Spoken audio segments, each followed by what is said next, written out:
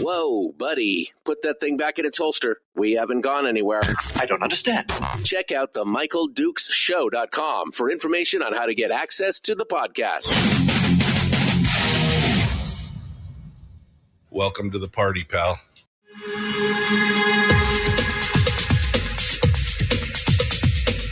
The Michael Dukes Show. The greed and the entitlement is astounding to me. What more could you want from a low-budget radio program? This is a dumpster fire. That was just BS. It is time to get a new perspective. We know just what you need, and we've got just the cure. Open wide and prepare for a steaming hot cup of freedom. I just don't fathom it. The Michael Dukes Show, streaming live across the world. Yep, live around the world on the internet at MichaelDukesShow.com and across the state of Alaska on this, your favorite radio station and or FM translator. Good morning and welcome to the program this beautiful rainy Monday morning after a well-deserved break for most of us around the state of Alaska. The 4th of July weekend just wrapping up. I hope you had a good one. 4 days of peace and solitude and quiet and, not even that many fireworks, which I was pleasantly surprised about. Not that I don't love fireworks, but with the fire danger around, it was seemed like it was pretty peaceful, pretty calm. And overall, a good time was had by all. Let's just put it that way. All right. Well, welcome to the program today. It is the Monday edition, and we have got a lot of stuff going on. We have got two candidates joining us this morning. In fact, two candidates for the U.S. House of Representatives. And we're going to start things off here and get things squared away. In hour one, we're going to talk to Alaska Independence Party candidate John Wayne Howe. He's going to join us here in just a hot second. He's already queued up in the green room. And then in hour two, we'll talk with GOP candidate Nick Begich. He'll be on board with us to talk about his candidacy as well. And so we're going to do that this whole week as we continue to move towards the August 20th primary. We're going to be trying to dive into as many candidates as possible between now and then to get their viewpoints and get to find out where they're coming from on many different things. Now, for many of the candidates, as we've talked about in the past, the August 20 primary is kind of just a straw poll, because with the new ranked choice voting scheme, the top four end up in the November election no matter what. And there's only a handful of races across the state where that is going to be an issue. There's two legislative races that are that way. And of course, the race for U.S. House has got a bunch of different candidates in it. I think 15 or 20 last time I took a look at it. And so it's going to matter in those races for sure. And we'll see what each candidate brings to the table. And hopefully by the time it's all said and done, we'll have a better picture for where people are sitting here on all this stuff. So we're ready. We're getting to dive into it. And hopefully this week we will have, who else is coming up this week? We've got Russell Wyatt on Wednesday. I believe Julie Colomb is going to be joining us, possibly Justin Ruffridge. And then I know Rob Myers is going to be joining us on Thursday as well. So it's going to be a busy week, a busy week. So we'll keep you informed on all that stuff. All right, well, let's dive into it and get things started, shall we? We're going to talk with our candidates starting right now. Let's pull into the conversation John Wayne Howe, Alaska Independence Party candidate, who's been around Alaska for quite a few years here, 45 years, he says, and has been involved in a lot of things regarding freedom and the Alaska Independence Party. And part of that, you've probably heard his name before. If not, here's a good time to meet him. John Wayne Howe, our guest this morning here as we get started. Good morning, sir. How are you? I am stupendous, Michael. Good morning. Yes, yesterday was my 40th anniversary of the 45th year when I got here. Oh, It was wow. So yeah. it was quite the 4th of July weekend for you then, back then 45 years ago when you arrived. Give us a little bit of background here. When I arrived, or background on me in general?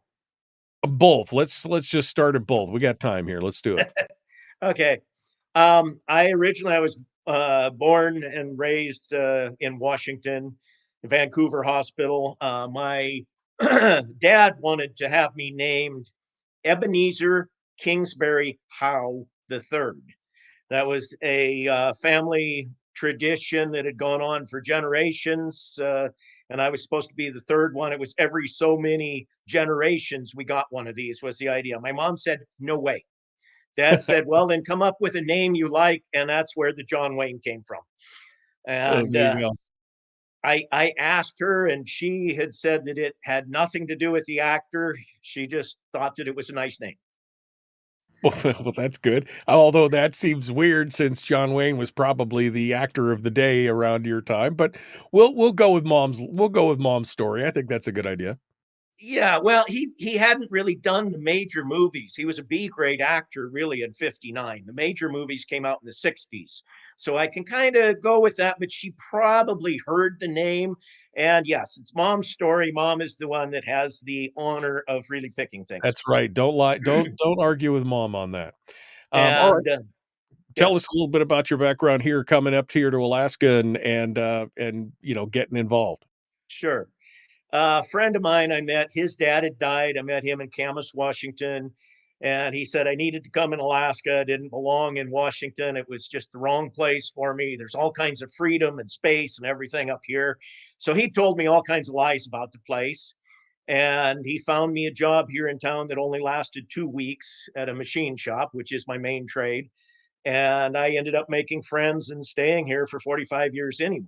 And I currently own a machine shop out in Fox. And if people want to get an idea of kind of the personal side of some of my stuff, I've got a YouTube channel also, which is Howie's Machine Shop with 2 E's, all one word.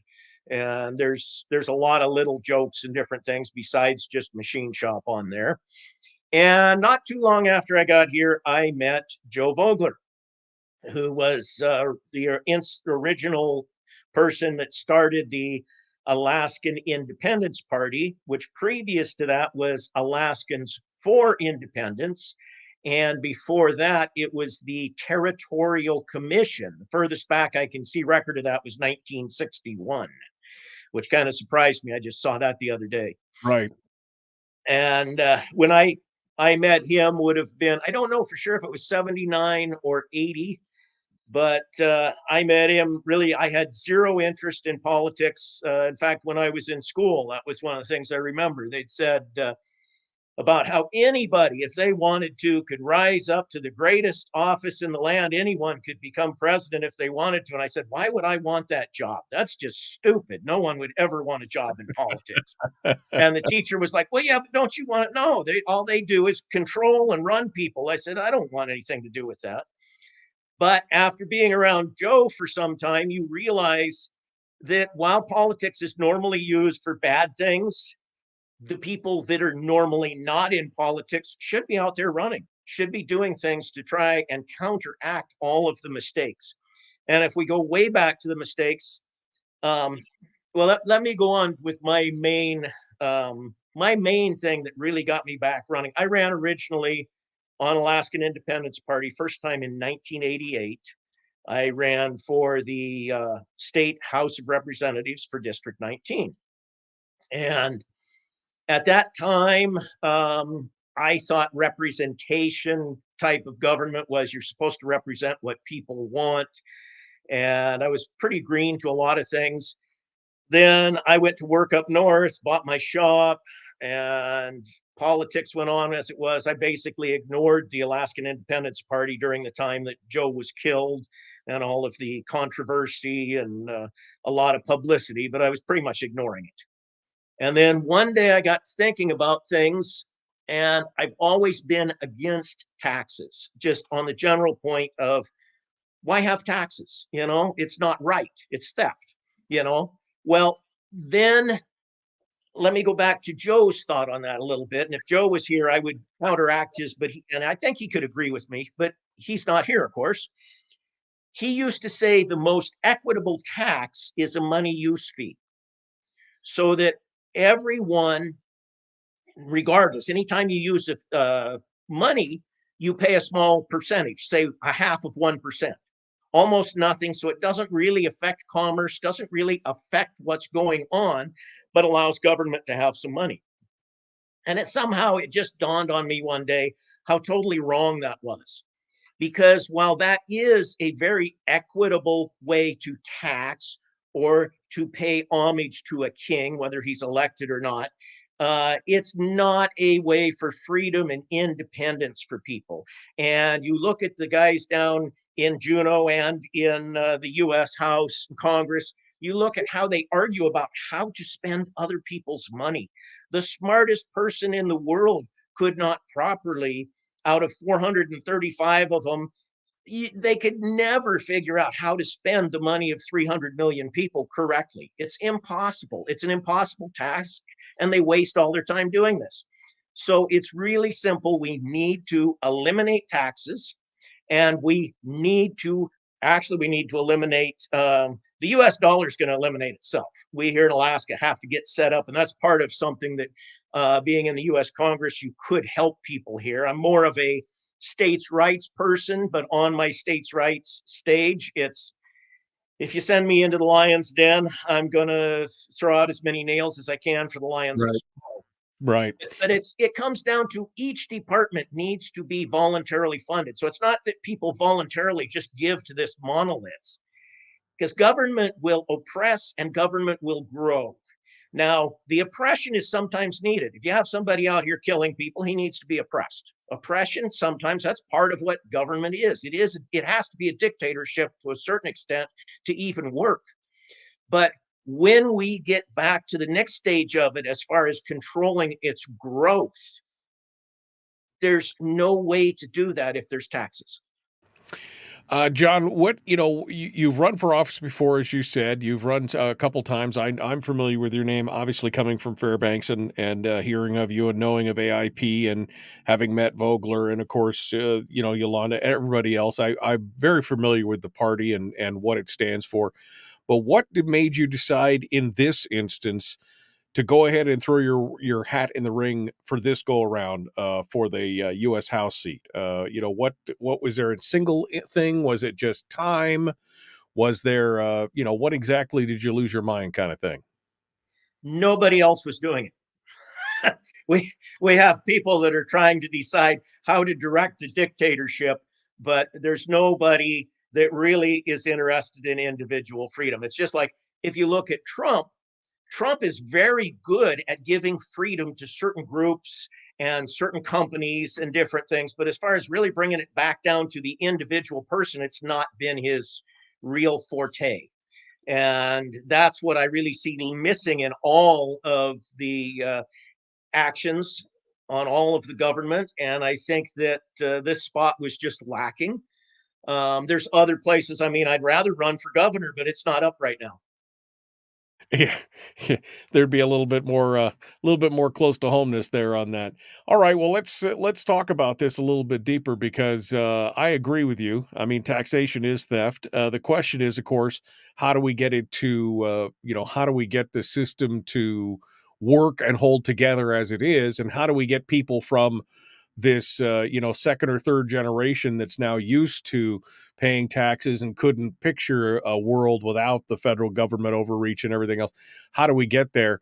So we're going to take a crack at that here in just a moment. John Wayne Howe is our guest. We're going to continue with him. He's the Alaska Independence Party candidate for the U.S. House of Representatives. We'll be back with more in just a moment. The Michael Duke Show, common sense, liberty-based, free-thinking radio. Back with more in John Wayne Howe right after this.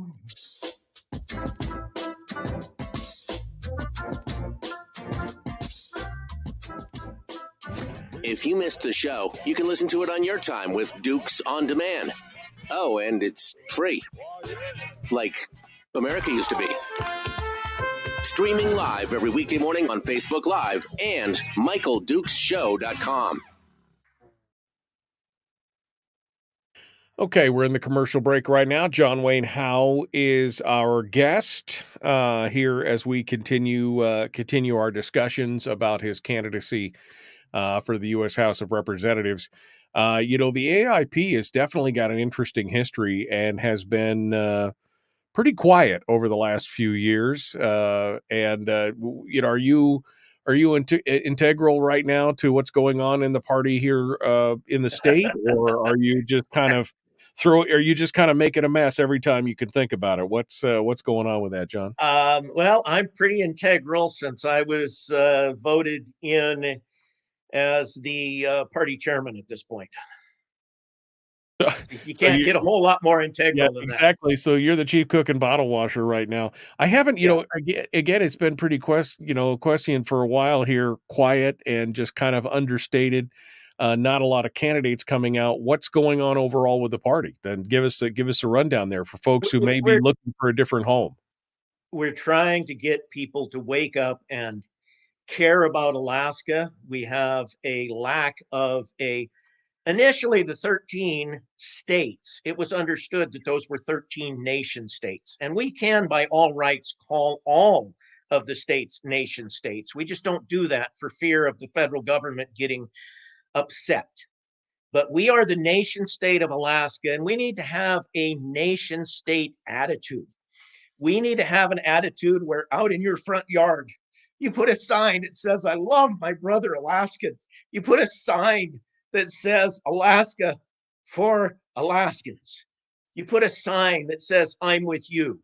And I would hope that the Alaskan Independence Party is the party for those people, whether you're indigenous or non-indigenous. The native corporations, native tribes are basically set up in a way that they give power to a small group over a lot of people instead of actually giving the individual natives power over their own lives. The structure that the federal government has set up here from the start with the puppet government in Alaska has strictly been to make sure that we stay splintered from each other.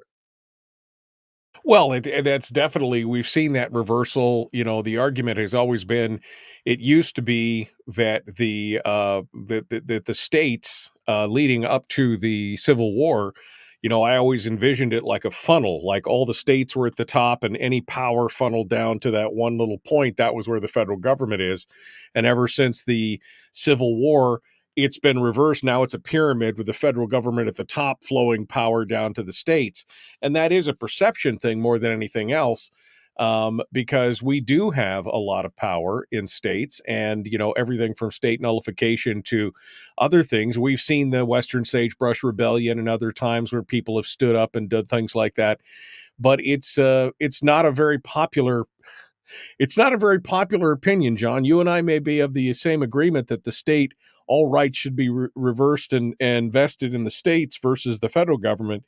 But like I said, there's a lot of people out there who just couldn't wrap their brain around that concept. We have to have a federal government. We have to have, Uncle Sugar to protect us and provide for us and everything else. It's a tough situation. I'm hoping for them to wake up when the U.S. dollar fails. And a lot of people on that point, you talk about the Federal Reserve. Oh, if we got rid of the Federal Reserve, it could prop up the U.S. dollar. Federal Reserve is the only thing keeping the damn U.S. dollar going right now. Their ability to print and profiteer. It's going to fail. And how we can make all of this work is here in Alaska. If we have a little help, we can set up some real banks. Now, it's not necessarily legal now, and you couldn't even call it money. It would just be like banks of individuals that can have gold and silver, possibly copper, and they can equate different weights. And those weights can be given out as things that can be traded. The credit card companies now, they can trade a Zimbabwe, whatever it is, with anything else. You can trade online as long as it's a respected entity that's doing the holding of the wealth. Right. All right. Well, hold on. Let's jump back into this. We'll change gears again and go back to what we were talking about. John Wayne Howe's our guest. We're going to continue here, the Michael Duke Show, common sense, liberty-based, free thinking radio. Like and share, like and follow, do all the stuff. Here we go. The Michael Dukes Show. Not your daddy. Wait, sorry. Not your daddy? Ooh, not your daddy's. For a second. Thought we were going down. Here's Michael Dukes and the show. Okay, John Wayne Howe is our guest. He's the Alaska Independence Party candidate for U.S. House. And we are talking with him about his run. You just said something before we went to break, John, that I find very interesting. As you said, we should be funding voluntarily the various departments of the federal government because the taxation is a big deal. Now, look, I've said this many times that in fact, I was just having this conversation with my wife on this weekend. We were talking about the history of the Tax Act, right? Of the income tax in the United States, that this country did pretty damn good for well over 100 years without any kind of personal income tax or anything else against the people in the country. But these days, it's become so second nature. It's become so, you've had several generations that have gone through the public school system that just can't possibly fathom an idea that maybe we shouldn't pay taxes for everything and maybe the government shouldn't be so overarching. So first and foremost, tell me how we overcome that stumbling block of a whole, multiple generations of people who've been indoctrinated. And secondly, how do you set up a voluntary system like that? So first, let's talk about the stumbling block of I guess attitude amongst the citizenry.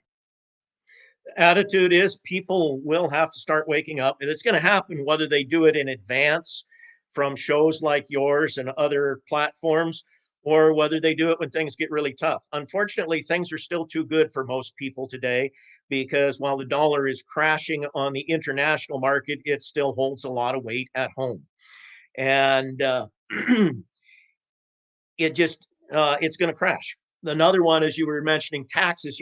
Our number one tax is not actually income tax. And the tax mistake started right when they wrote the Constitution. But I can give a little bit as far as, I'm not going to dislike George Washington or Thomas Jefferson or any of those guys because of their mistake of adding in taxes. But the reason that they put that in, you got to put yourself in their mind frame. Their mind frame, they only knew kings and queens and lords and masters. They did not know freedom. Neither has anybody in the U.S. known freedom. What they knew was a time for about that 100 years you were talking about when the government was small because it hadn't had a chance to grow yet. It wasn't about the fact they didn't have taxes. They had taxes on import and export, and they were oppressing people and manipulating things already. It was just that the average person didn't see it right away. Now, back to the other part, as far as the biggest tax that's going on right now for the normal American citizen is social insecurity. And social insecurity, of course, has no money behind it, the same as the rest of the U.S. government. So the social insecurity Ponzi scheme is going to break. It's going to be a ruination for a lot of people. You can't have a smaller, younger generation paying 99% of their tax, income, so that someone else can have a few dollars because he didn't put anything away and because he allowed the federal government to steal from him. It's as much my fault that they stole from me as anybody's. And while if they offer it, I will take their money and I will put it into things other than US dollars. But I don't feel that it's something I'm entitled to. It says right on all of the paperwork, Social Security tax. There's nowhere in there it says savings account for insert your name. It says you paid this much tax and we're going to give you this many profiteering points, but it doesn't say that you actually own anything in it. Well, I mean, that's a problem. I mean, somebody my age, the Social Security is supposed to run out essentially the year that I become eligible for it. So I'm not looking forward to that mess, especially after all that I've paid in over these years. So you're saying that it's basically just going to become a rude awakening. It's not an if people wake up, it's a when. And do they wake up early or do they wake up when the fish slaps them right in the face? Exactly. And how do we do that? How do we get this thing to happen? I mean, we've got this is really the kings and queens and lords system, even though we have an elected king and queen. And they actually are king and queen this time since we got Kamala in there. But it would bring stuff down from all of the world. Where do you get away from it? Where do you fix it? Alaska. Alaska is the only place that it's possible. And Alaska, as far as helping the U.S. and bringing the U.S. back, is possible because we first declare what's right and make it right. But the important thing to make that work is, due to the abuses that have came against Alaska, we have a slush fund. We have a slush fund that's only about a quarter of the money that the assholes have already idiots have already wasted. But we do have a slush fund that we can draw from. Now, currently, we get a small amount and they have a formula. I think we need to add to that formula. I think we need to add to that. We need to add anything else that is a major project that takes land away from everybody. And when it comes out, you get a choice. Instead of the government saying, well, we're going to take 50% of it and give you 50%. No, you have a checklist. 50% of it goes to the government. And you choose which department gets what amount of it. 50% of it goes to you. Now, if you want 100% of it to go to the government, you can still do that. You can give them the whole 100% because your 50% would still be eligible to give to the government. Here's the kicker. Next year, the government gets 40% guaranteed. And every year it goes down until it's 100% of the public money that is in trust actually gets given out to every citizen to do with as they choose. Now, things such as the current permanent fund, they could continue to be invested in that if they want. And if parts of the fund gets liquidated, they're going to liquidate the parts of the fund that has the least profit. So it's not going to be as harmful as it would sound. So again, and so your supposition is that even though people are kind of inured to this and they've just bought into it hook, line, and sinker, that the only way we can move forward is with the direct benevolent intervention of government, that it's going to come unstuck anyway, and that people will have to do something. We choose where to fund it. I mean, how does that work? I mean, I understand that the government really should only be responsible for infrastructure, national defense, judicial. That's about it. That's really all that the federal government should be involved in. But unfortunately, it's involved in every aspect of our lives. So how do we spread that out? And more importantly, how do you get 400 and something other people to agree with you as a U.S. congressman? How do you do that? I'm not gonna. It's not going to happen as far as getting other people to agree with me. If I were to get them to agree with me, I might as well just be a Democrat. I mean, it don't matter. What I am going to do is make a little noise, stop a few things here and there, give a platform for Alaska that it may not be looked at well by people down in the States, but it will be looked at as Alaska, by Alaskans. And as Alaska is the place that's going to either save or let the world go to Hades, people of Alaska paying attention to a congressman that cares about the individuals here is going to make a difference. Well, and this has been again the AIP's clarion call for many years, is that Alaska is like the last best hope of America in many ways, and that Alaskan independence would be a wake-up call to the rest of the country. But we've seen what happens when people try to, people as in a state tries to do things on their own. They try to do things like you talked about, either in the monetary supply, or they try and, declare some form of independence from the United States or the federal government, even just within the confines of what we have today. It's nearly impossible because the feds just keep coming down and down and down. And we here in Alaska have grown such a dependency state that we are addicted to that federal money that comes in. So, I mean, how do we wean us off that? Or is it, again, just wait for the inevitable crash and try and pick up the pieces? I, for one, would much rather stop ahead of time rather than waiting for the yogurt to hit the fan, so to speak. But, how do we fix that? Well, we can fix it really easily in Alaska again. And the U.S. senatorship, U.S. House senatorship would be more of a podium than it is an actual place that makes differences because, like you say, there's so many other people there that have bad ideas. What would happen? Stop and think about this. The U.S. government has a whole lot of our land locked up. There's national parks, there's all kinds of divisions. But the state government has clear title to 26% of the land. Let's start giving that out to people, not selling it to them so that we, the state government, can have. Let's start giving that out to people. Let's give people, again, their money that is being held in trust for them so they can do stuff. As people start seeing the value in this, they become even more concerned. And yes, it has to be with people first. It has to be not just start with a movement within citizens, which in part of that, it takes money for advertising. And I will be honest, I'm low on money for advertising. The whole group is. Most people are too comfortable about things. It's going to take some serious changes, but the state, under its current organization, has power to do things. And let me explain. There's a couple of things here that are really critical to understanding, which is hard for people to get their heads around. One of which was the original statehood vote. We were supposed to have the choice of being a commonwealth, a territory, a state, or an individual nation. The United States federal government reported to the United Nations that they had given us a full measure of independence, and we were making this choice freely.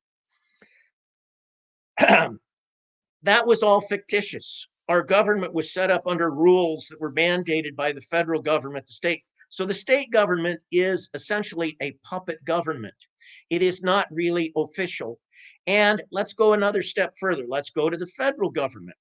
The contract between the people and the individuals is the Bill of Rights. Let's go with the First Amendment. When the First Amendment, if of anywhere it should have power, is when you go to court. You go to court and you have a judge up there that, instead of keeping order and ruling over how to keep things orderly within a jury system, he says, you need to ignore this. Let's go have some meetings in the back room. If you cannot have your right of the First Amendment in your last recourse before they put you in a box or put you in the ground, you do not have the First Amendment. And we all know about the Second Amendment, starting in 1933 when they said you couldn't mail a handgun through the post office. A U.S. government agency says you can't use them to mail an item that you are legally, above all other indications, allowed to have. Now, I also understand when the government was first set up, the Bill of Rights was an add-on. They really didn't care that much. It was a contract they had to come up with later on so that we would accept it. That the initial Constitution was not accepted because people said BS. Right. No, they had and so now I just real quick. So that my take on this is, yes, we need to have people pull together. We need to work on this. But the big thing is we use what we've got. They give us 26% of the ground. They give us oil money. We're supposed to get 90%, but we get 50%. Let's spend it to help make strong Alaskans that can individually start doing what they need to do to live. John Wayne Howe is our guest, Alaska independence candidate for the U.S. House of Representatives. We're up against the next break, so let's continue here, and we'll be back with more in just a moment. We'll talk with John a little bit about some of the hot issues of the day and some of the things that we're involved in that maybe we ought not to be involved in with the U.S. government. We'll talk about those issues as well. The Michael Duke Show. Common sense, liberty-based, free-thinking radio. Back with more after this.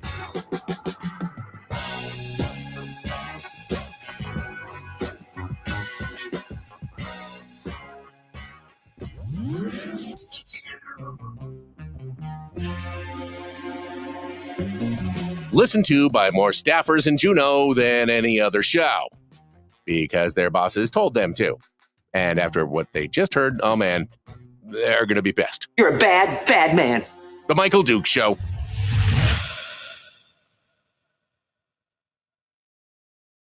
Okay, John Wayne Howe is our guest here. We're continuing here in just a second here. Kevin McCabe is in the chat room, and he asks, who is the vice chair of AIP? Who I don't even know. Again, it's been such a long time since Yukon Yanda was the last, that was the last time that I had any real conversations with AIP was before she passed away. John? There are two vice chairmen. There's a vice chairman north, which is Arthur Surkov, and a vice chairman south, which is Pete Peterson. Okay.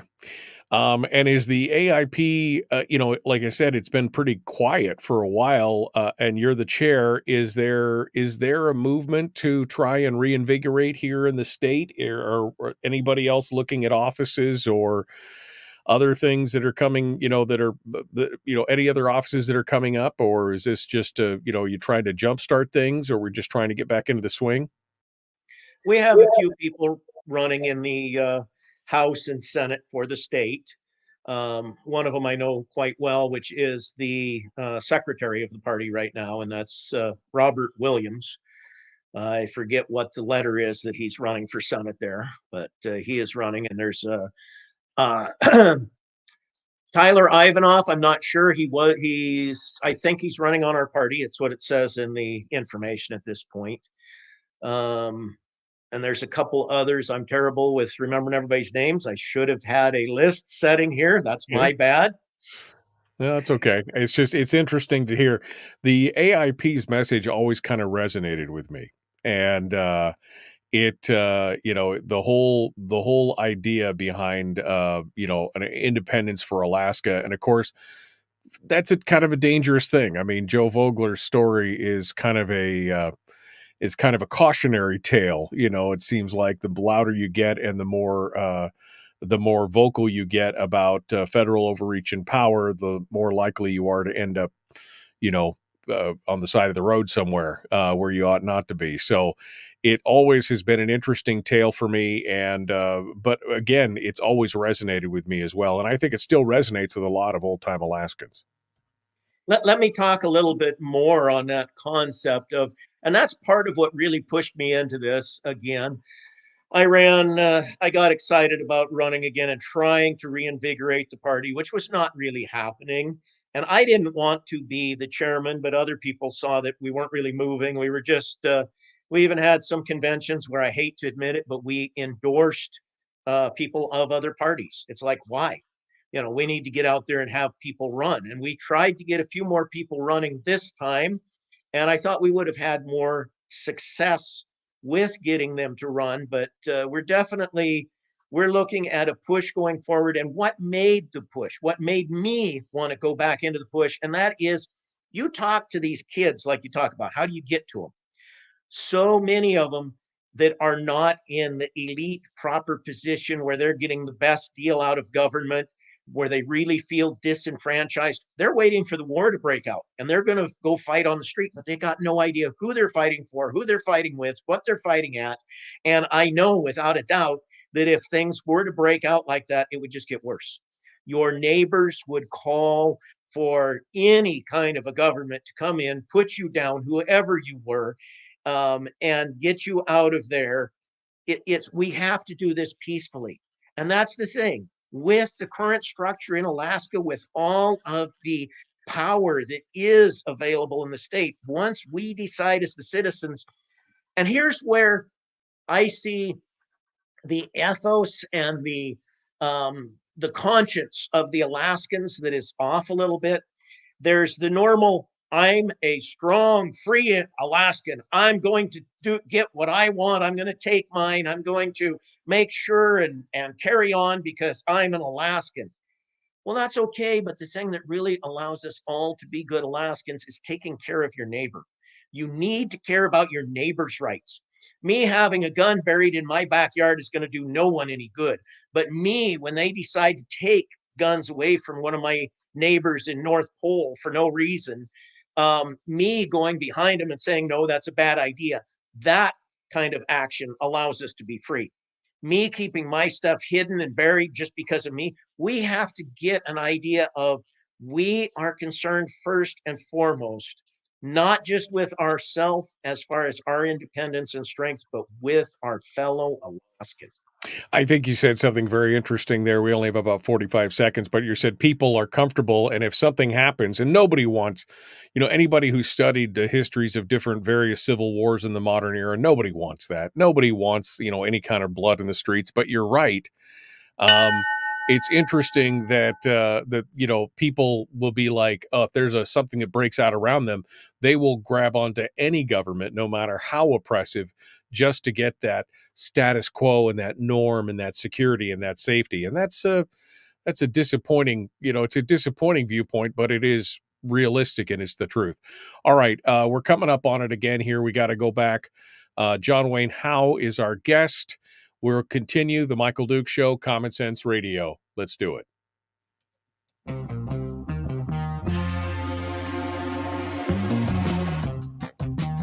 The Michael Duke Show. Seriously humorous with a pinch of intellect. Sorry. That is humorous. Here's Michael Dukes. John Wayne Howe is our guest, AIP candidate for the U.S. House. Let's talk for a minute about some of the deeper issues. We've been focused on the Alaska end of the stick for most of this interview. But let's talk about the major issues that are facing us right now. I wave my magic wand. John Wayne Howe is now the U.S. congressman for all of Alaska. And we're faced with some big issues. John, the biggest being, things like support for, foreign wars, the war in Ukraine, the war in Israel, all these things going on. How, what is your take on what we're doing as far as reaching overseas and doing all these things? What is your take? Bring them all home. Just bring them all home. Just bring them all home. I know that I can't change that all at once, but all these warmongers like several that are in Congress now, no, bring them home.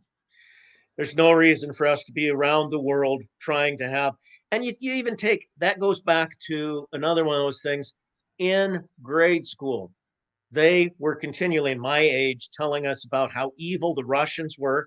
They would tell us how, well, you are fortunate. You were born in a free country. You have all these rights. And there's those evil Russians that want to take those rights away from you because they were born underneath an oppressive government. And I'm like, wait a minute. If they were born under an oppressive government, shouldn't we be dealing with the government and just try and make it small and not try and prop them both up to have wars against each other? Because the actual Russian is not my enemy. Right. No, I mean, I look, how much money, how much is enough when it comes to fighting these foreign wars and these proxy wars, which is essentially what Ukraine has become, as a proxy war between the West and Russia at this point. It's not really helping it. And of course, we in some ways actually even push them into that position. But what about Israel? One of our staunchest allies in the Middle East, the only, democratically elected, not a republic, but the only democratically elected government in the Middle East. What's your take on that? Should we be still providing them with materials, with money? We're not fighting on the ground, supposedly, but I mean, what is your take on that? No, we shouldn't. Shouldn't be providing things for anybody. And as another point on that, we talk today about having a volunteer army. We do not have a voluntary army. We have a mercenary army with soldiers that are all enlisted, which is everybody that uses the US dollar. We are giving the money by using the US dollar, by paying the taxes, to hire mercenaries to go around and cause trouble. And some of it there's times when they help people. They do. I've talked to some of them that are out there and they're helping people here and there in different areas. But overall, it's not aid as it's listed lately. I see that a lot on all of the news, the major news media. Oh, we gave aid to Ukraine. We gave aid to, no, you gave weapons. You gave bombs. You gave guns. You didn't give aid. Aid is food. Right. Aid, I guess it depends on what your definition of is at that point, right? I mean, aid is important. One of the other big issues that we're facing, of course, is right now it's been top of people's mind, higher than I think it's been scoring higher in the issues polls than anything else, and that is immigration. Immigration into the United States. Illegal immigration is what we're talking about. People busting the border and coming in. What's your take on the federal government's responsibility on that, and where would you stand on legal, illegal, expansion, contraction? Where do you stand on that? I think that it's fine to let people come in and be working tourists. I honestly do not know enough on that. I can, being one of the few that's an honest politician, and part of why I don't know, I tried to study that up some more. I got one of the questions from another questionnaire asked me, what do I think of Congress and immigration, what they're doing? And I said as an answer, because when I studied it, the stuff that you get off the internet, you can find out that 99% of what you find out is not 99, 90% of it is questionable on any direction. I would physically need to go to the border and look at stuff. As an Alaskan, I'm honestly not as concerned about it as I am some other things, because it doesn't affect us directly as much. And I am first for Alaska, but it does affect US overall, and that would be part of my responsibility. I do not have the answer, but my answer to that short question, which is a little bit tongue in cheek, and it was, I don't care where Congress immigrates to as long as they leave us alone. That's true. I'd like to see that kind of immigration. All right. One of the things that we talk about when we talk with national candidates, and this show is more focused on local and state issues than it is national for sure. But the big thing is that Congress just seems to believe that somehow the laws of arithmetic, that mathematics just don't apply to them, that they can somehow just continue to spend more than they take in ad nauseum into infinity, and there's no repercussions. The size and scope of government has continued to increase. The new presidential's, his last series of budgets predicts a $2 trillion deficit in a single year. We're now $34 trillion in debt, going up to 37 in the next 20 months. I mean, at what point, how do you fix that? How do you fix that at a congressional level, especially when you have to convince 500 other yahoos that you're right in that regard? Because it's an important thing. We cannot continue in this vein. The wheels will come off the bus. You've said it. I've said it. Many people have said it. We've almost gone too far forward to go back, and we either put the brakes on now or not. What are your thoughts? You can't fix the US dollar. It is ruined. You might do something with the gold that's supposedly in Fort Knox, but I don't think so. I don't think there's what they claim is there. I think that's a bit of a sham. Why would they not give an accounting of it?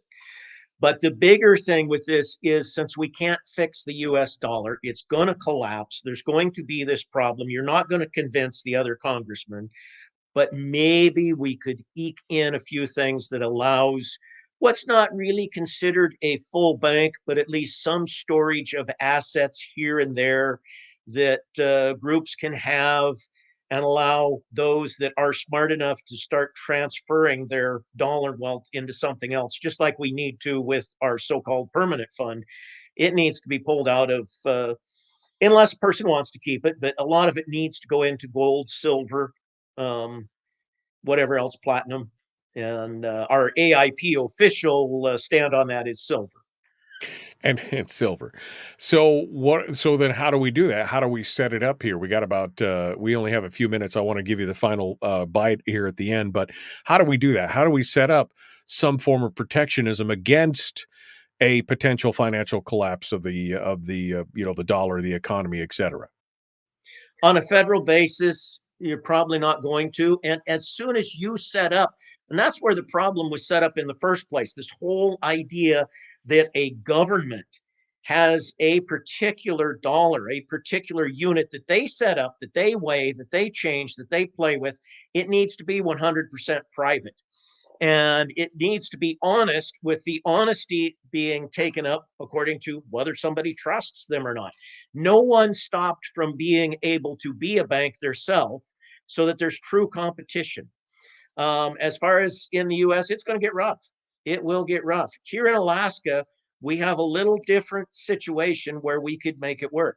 Now, on another part of that is coming back to food security. Food security means individuals having food. And again, if they have the money from the permanent fund, they can store their own food. It's not the government having food to be able to send out to wherever. And if someone wants to get a hold of my particular campaign, my website is Alaskans for John Wayne Howe. I also have a YouTube channel, Alaska for Alaskans. And my one for my business is Howie's Machine Shop, all is one word, on all YouTube channels. Well, it's been a pleasure to speak with you, John.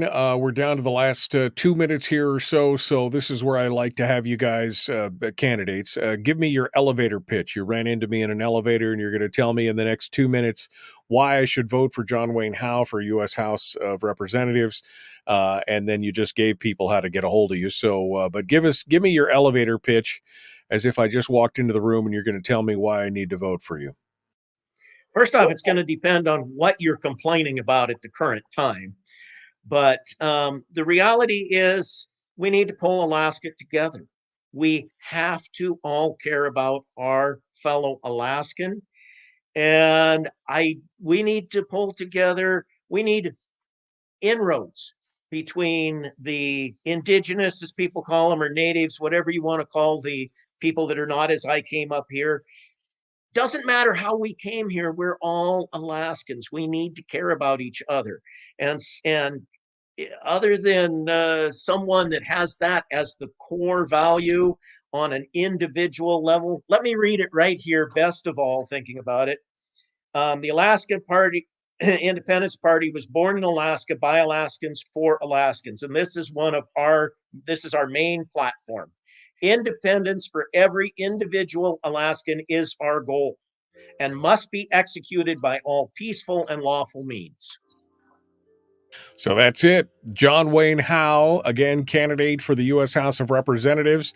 I posted up links in the chat room. You can find him at alaskansforjohnwaynehowe.com. And of course, he's got his own personal YouTube channel as well. John, thank you so much for coming on board. It was a pleasure to talk with you and take a little walk back in some of the history of the AIP and everything else. Good luck. We look forward to talking with you again here sometime in the future. Thank you, Michael. You have a wonderful day. Appreciate you coming on. Hold on for a second here, John. Folks, we're out of time. We got to go. Hour 2 is dead ahead. Up next, GOP candidate Nick Begich for U.S. House joins us. The Michael Duke Show, Common Sense Radio.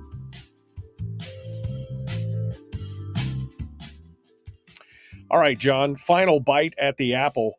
Bill says, it's going to depend on what I'm complaining about at the time. Don't tell me what I want to hear. Tell me what you're running on. Which, I mean, I guess is fair, but essentially you're running on the same thing all the time, right? Yeah. In independence, individual rights, get the government out of it. When we first started way back, you got to kind of, some of the mind frames are hard to get your ideas around because of when we grew up. And it was like Joe Vogler had the idea that there was this wonderful government with all of these safeguards that was created, and then it was destroyed by bad people. There were mistakes in it right from the start. You read the Federalist Papers, the Anti-Federalist Papers, they say right from the start, they knew they were making mistakes. They figured it would get changed, and some of the people thought one way or the other, but only thing it's done is grown because of those mistakes. And Joe thought that what was so wonderful, it really was a matter that people were ignoring the government for years. That was what made it so wonderful, not a fact of the government staying out of people's business. It was just they hadn't bothered. Well, that's the fact. I remember that there's a specific letter that Jefferson wrote in, I think it was 1826, where he basically was lamenting the fact that basically he said, and I'm paraphrasing here, we basically screwed the pooch. He said, government consolidating power unto itself, and we basically made a mistake in allowing them to have a certain framework to allow them to consolidate power unto themselves. I mean, it was a mere 20 years after the ratification of the Constitution, and he realized already then that they'd made some serious mistakes. Still the best document written, but they still made mistakes in it. And even Jefferson acknowledged later on, oh, bad, shouldn't have done that, kind of thing. So it's that's why it's supposed to be refreshed every now and then and brought back up to speed. Well, John Wayne Howe, thank you so much for coming on board. Appreciate you giving us your insight on this. A lot of people are happy to learn more about the AIP. Does the AIP have a website or anything? Alaskan Independence.party. All right, AlaskaIndependence.party. John with Wayne, an N, AlaskanIndependence.party. All right, well, thank you, John. Appreciate you coming on board. Good to talk with you. Good luck, my friend. Okay, thank you. Thank you. John Wayne Howe, our guest here on the program, The Michael Dukes Show. All right, we're getting ready. I see that Nick Begich III is in the green room. As I talk with him here, he's ready to go here for hour 2. Good morning, sir. How are you? Good morning. How are you doing, Michael? It's just another beautiful day in Paris. I just had 4 days off. It was weird, man. It's so weird when you have time off and you're like, first day I woke up at 4:45 and I went, I'm late. And then I said, oh no, I'm off. Never mind. Oh my gosh. I just imagine waking up at 4:45 thinking you're late. Yeah, wow. I was, because normally it's 4:30 and I woke up and I was like, oh no, wait, I'm off today. Okay. I went back to sleep. It was amazing. Absolutely amazing. All right. Anyway, we're good to go here. We're going to get jumping in with you in just a second. So if you'll hold the line, grab a cup of coffee, we'll be right back to you. Okay. All Sounds right. Good. There you go. Nick Begich, our guest here on the program, getting things ready to go. All right. Let's see. What kind of comments did I miss here? I'm scrolling backwards here. I didn't know it was that Pete Peterson. That's unfortunate. Okay. No, Cypher over on YouTube says Joe Vogler should be remembered as Alaskan heroes. He says Joe Vogler and Schaefer Cox should be both remembered as Alaskan heroes. Vogler, especially, I think, in my opinion, if you've ever looked at that, it's well, it's a cautionary tale, as I said earlier. It's a cautionary tale. Jeannie says, I'm not the only one who knows that Social Security is a Ponzi scheme. Biden's trying to crash the system and turn us into paupers. It's not just Biden. It's every politician over the last 35 or 40 years. They've continued. I mean, they've spent the Social Security fund dry and then look at you like, oh, it'll be fine. Don't worry about it. We're not going to mess with any of that. Let's see. Taxes, fees, says Kyle. Call it what you want. By Rose, by any other name, smells as sweet.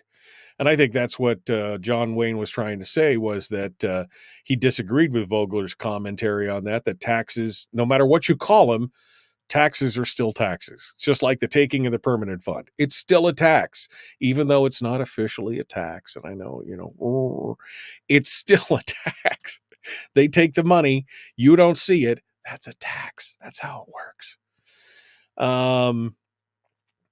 Brian says, thank you, John. Good to learn more about the AIP. I saw that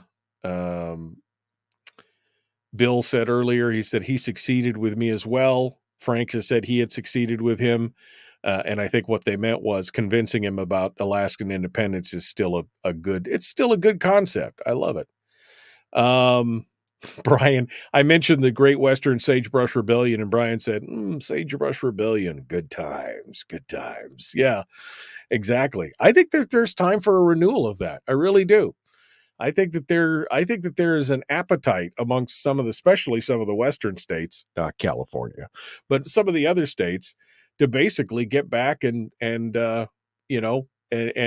take back some of that power that we've ceded over to the federal government over the last 100 years. I think that there's a good opportunity for that. All right. Well, here we go. Let's get back to it. The Michael Dukes Show continues. Hour 2 is dead ahead. Nick Begich is our guest. We will continue. Let's get to it. Like, share, subscribe, ring the bell. Hour 2 is right now.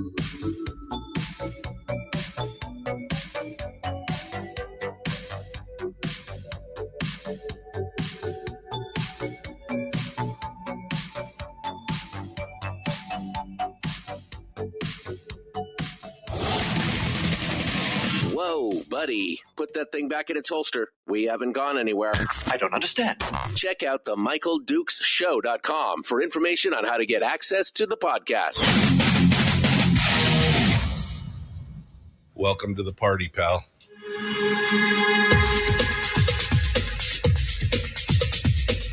The Michael Dukes Show. The greed and the entitlement is astounding to me.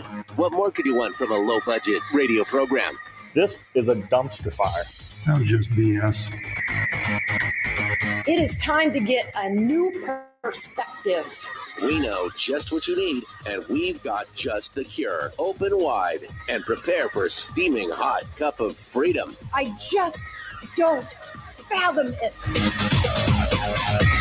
The Michael Dukes Show, streaming live across the world. Yep, live around the world on the internet at michaeldukeshow.com and across the state of Alaska on this your favorite radio station and or FM translator. Good morning and welcome to it. Monday. It's the Monday edition of the program. Hour 2 of the big radio broadcast. Just finished up with 4 big days of vacation. I just don't even know I didn't even know what to do with myself. It was so crazy. It's so weird when you get to sleep in. Oh, so good to sleep in, though. It feels so good. All right, we're coming up. We just finished up with John Wayne Howe, Alaska Independence Party candidate for the U.S. House of Representatives. We're about to jump into it with Nick Begich, who is a GOP candidate for the House of Representatives. So it's all about the U.S. Congress today. And we got a full week coming up. I mean, between now and August the 20th, we're going to try and squeeze in as many candidates as we can to talk about the variety of issues and things that are coming up. Because August 20th, although for most races, it will be just a straw poll. In some races, like the U.S. House of Representatives race, because of ranked choice voting, it's super important. You got to get out there. You got to rank them. You got to vote for your candidate. You could vote for just one, or you could rank the red, as the Republicans say, or whatever. But we've got 2 legislative races that have more than 4 candidates, and we've got, of course, the big one for the House of Representatives. Those are all important. And we're going to try and talk to as many candidates as we can between now and then. Coming up this week, we got Russell Wyatt coming up on Wednesday. I think Julie Colomb as well will be joining us. Then potentially Justin Ruffridge on Thursday. And I know Rob Myers for sure will be with us on Thursday. Plus, of course, tomorrow is Brad Keithley, Chris Story. We got a lot of stuff going on there as well. Lots of things happening. And, of course, the big news is that the race continues for the U.S. House of Representatives. The ADN came out with a story yesterday talking about the U.S. House race and how GOP support is split between 2 Trump-aligned candidates. I thought it was interesting, first and foremost, that Mary Peltola refused an interview for this. She declined an interview for that story, which I don't know what that says, but some interesting things came out of this. First and foremost, that Begich was willing to come up and say, if he comes in behind Dahlstrom in the August primary, he'll drop out of the race. But in an interview last week, Dahlstrom said she would not commit to dropping out of the race. Although she did say, she'd have a discussion with the parties and the chairs, and maybe, it's it's interesting to see the differences in that kind of positioning. We're going to talk about some of the things that came up in this article and more with Nick Begich, who joins us right now as we continue to kick things off here this morning for the Michael Dukes Show. Nick Begich, our guest. Good morning, my friend. How are you? I'm doing well, Michael. How are you doing this morning? Not too bad. Not too bad. I see that you at least answered the questions from the ADN. I found it kind of telling that Mary Peltola, especially after the showing at the presidential debates, has been pretty quiet about pretty much everything and not responding to much of anything. But an interesting article here going on Again, I find it telling that you have stated on this program many times, and of course to the newspaper themselves, that you would bow out of the race. That you would, in fact, step aside if Dahlstrom beat you in the primary, that you would drop out of the race. And yet she said that she would not commit to dropping out of the race, regardless of how she performs in the primary. She said she would want to have a sit down with the Republicans and see what they could do, but it's kind of an interesting comparative. Well, I'll tell you, I believe it's really important for us to look at what happened in the past. We saw in 2022 how the system really was gamed, in my opinion, gamed by the Democrats. And there's no better example of that than when Al Gross left the race. When Al Gross, who was, as many will remember, the endorsed Democrat Senate candidate in 2020, was pushed out of the special election, it left only one person on the left side of the aisle, right? And Democrats right now, they continue to say things like, "Oh, ranked choice is great. It gives you more choices. It's full of opportunity for other candidates to come through." But they themselves deprive the public of additional choices, and they only field one candidate on the left side of the aisle. They do that intentionally in order to run that candidate as a moderate. Now, we know that Mary Peltola is not a moderate. She votes with Nancy Pelosi 90% of the time, Ilhan Omar 85% of the time, but she campaigns like a moderate back home. And they do that intentionally, hoping that the Republicans will field numerable candidates because they know that the ballot exhaustion effects of ranked choice voting will come into play, and they will never suffer from those effects because there's no one on their side of the aisle. So this is why, looking back at what happened in the last election, from the very beginning of me getting into this race over a year ago, I said, look, we got to learn from what happened last time. We really need to be fielding one credible candidate from the right in order to contrast the policies of the right with the disastrous, my opinion, disastrous record of Mary Peltola in the Congress over the last couple of years. And if we do that, I believe we're in a great position to win. If we don't do that, I think it makes it very difficult for us to get Mary Peltola out of that seat. No, it really has to be kind of a one-on-one race. I mean, we saw what happened the last go around. We saw when it was you, it was Palin, it was Peltola. It was really between the three of you, and essentially you and Palin split that vote. Even though a lot of people ranked it, a lot of people ranked the red, I ranked both of you, although I also ranked Chris By in there as well. But I mean, but I think a lot of people are just like and Kevin McCabe points out, this is how confusing the ranked choice voting thing is. I forgot. Thank you, Kevin. The primary is a single vote. The primary is not a rank. You vote one person in the primary. So, which people get there and they're like, well, wait, where's all my choices? I don't understand. Where's it at? So you vote one person. So this is the chance. If you're going to vote, if you vote for Nick, then, you will have the one vote. But this is the whole problem, is that it was basically a split. And the Democrats have always been good. Remember when they threw Scott Adams under the bus in 2010 during the Murkowski write-in campaign, when the Democrats came out in force for Murkowski? Scott Adams was the declared party candidate, and they essentially threw him under the bus. They are more than willing to do that. They've come very good together. It's just that the Republicans just don't seem to play well with each other. They're rugged individualists, I guess, or whatever. And it's a little disheartening to hear that you would take the stand to say, if I don't win the primary, then I'll bow out. And yet she says, meh, meh, meh. She's very mealy-mouthed about it. Well, I think it's really important for us to get down to a head-to-head, one-on-one in this race, and probably a number of other races where there's more than one Republican running right now. When you look at ranked choice voting, it was sold to the public as a way to moderate politics and to reduce the amount of partisan bickering that goes on.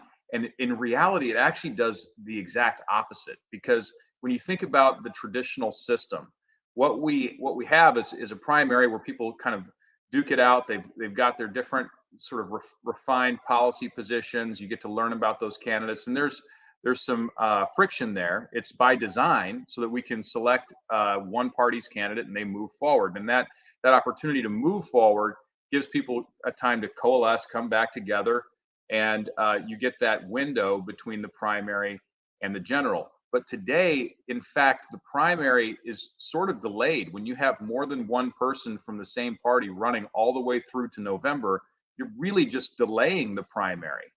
And so you end up with an extended period of friction potentially within your own party. And that creates a distraction, right? It's a distraction because those two candidates continue to fight over the same voting base, and they never have an opportunity to speak to those who are not part of that party or part of that base. And again, the Democrats are exerting a lot of discipline, candidate discipline on their side of the aisle. They did the same thing last time, and we've just got to be smarter about that. It's and I agree with that, and I think that is by design. Democrats have always been very good about running usually a single candidate in a race. It's very rare in my memory for a Democrat to run more than one major candidate, and there might be one fringe candidate, but for the most part, they have one endorsed candidate, whereas the Republicans are more than happy to put 3 or 4 or 5 into a primary or sometimes into an open seat situation like on an assembly or something where everybody's running. It's a free-for-all, and they just look at each other when it's all over and go, well, how did that guy win? Well, because there were 5 of you who were running against him, beating the hell out of each other the whole campaign trail, and of course he was the one guy that won. I mean, That's right. this should not be a big surprise. That's right. That's exactly correct. And again, got to be smarter about it. Yeah, absolutely. Nick Begich is our guest candidate for the U.S. House. This This article was very interesting because it did highlight the fact that Nick Begich is out on the campaign trail and has been out on the campaign trail and has been attending every little parade or podunk meeting or mixer or festival. Whereas Nancy, I just, how did they put it? Because I had to laugh. It was, she's been doing the job of the lieutenant governor, so that's why she hasn't been out there campaigning. To which I say, what? I mean, come on. There have been plenty of people who have had full-time gigs, doing other things, still running. I mean, this is not, they're acting like, oh, well, she's just been so busy she couldn't do it.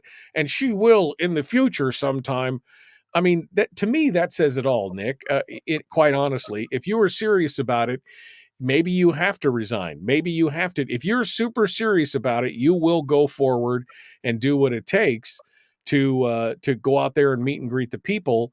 And unfortunately, she's just not doing that right now. And that is surprising to me in one way, but in another way, it's not, because I know that she was basically asked or tasked with running against you in this race by the party, the national party powers.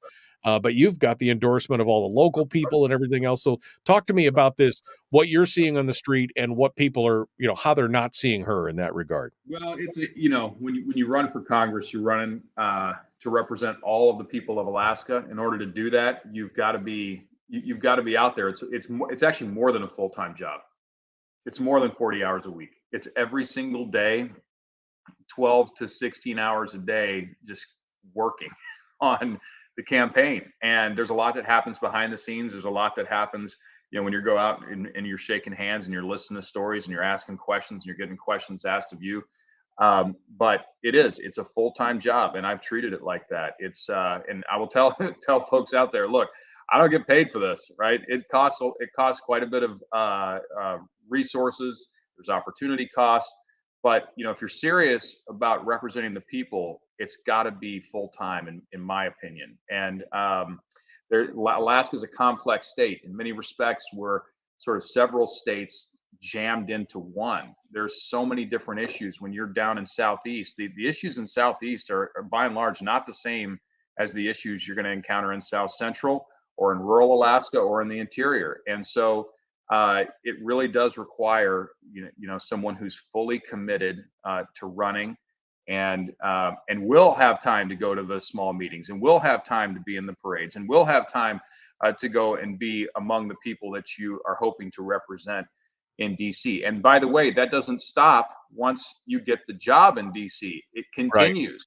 right? It needs to. I mean, there are people out there, I meet them all the time. They say, hey, this is great. You're out here.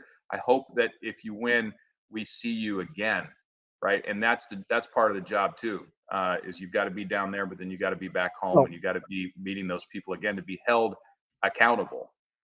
Nick, we're 40 days away from the primary. I mean, we're 40. If she's not going to go out there, and if you're not going to go out there, if you're a candidate and you're not out there pressing the flesh and meeting and greeting and talking to people and seeing what the people want 40 days before the primary, when is it too late at that point? When has it become too late? I frankly, I think the time to vigorously campaign was last year, right? Yeah. I mean, that's why I got in July of last year, and because it's a 2-year seat, right? It's a 2-year seat. It's a very brief period of time. It sounds like a long time, but it's really not. And the election was in November of 2022. And I got in July of last year, which is 8 months. That's a third of that term already elapsed. Right. And so there's really, on something like this, there's no time to waste. Every day counts. Every moment counts. And, the challenges in Alaska, we know this for people who have been in Alaska for any amount of time, you recognize we have a habit of reelecting people. There are people. We have a habit of reelecting people. And so, if we want to change representation, the best opportunity to do that is in somebody's first term. And this is Mary Peltola's first full term. And, if we don't replace her now, it's going to be increasingly difficult to do so in the future. Nick Begich is our guest, candidate for the U.S. House of Representatives. We're going to continue the Michael Duke Show. Common sense, liberty-based, free thinking radio.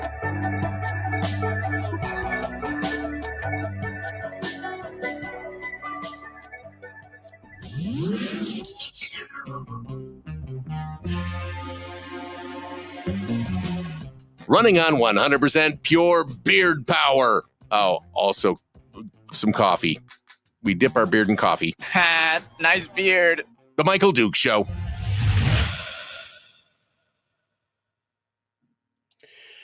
Okay. In the commercial break, Nick Begich is our guest. Another day, Fat Ray says, another day, another conversation about the Republican establishment throwing elections in order to subvert their base. I mean, again, I'm not trying to say anything negative about Nancy because I've never met the woman. She seems very nice. But again,